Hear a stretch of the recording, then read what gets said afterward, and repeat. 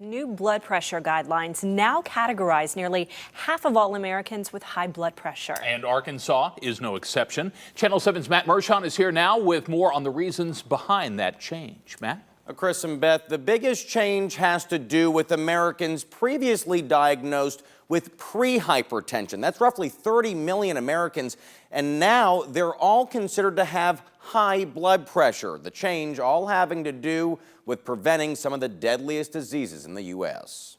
All right, go ahead. Megan Kempker, an employee at the Arkansas Heart Hospital, wanted to check her blood pressure to make sure she's not one of the 30 million Americans now classified as having high blood pressure. I had my blood pressure checked. It was probably last month.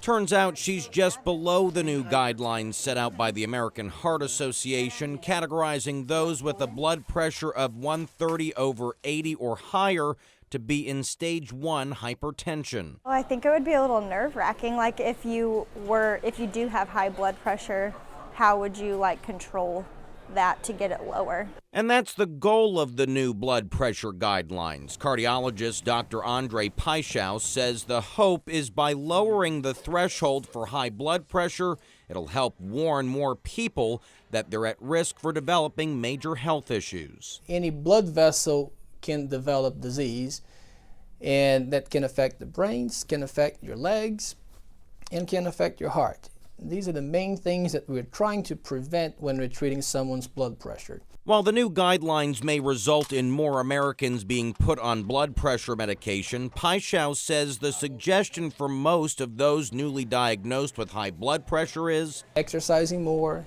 having a healthier diet, and just without medications, lowering their blood pressure and improving their overall health.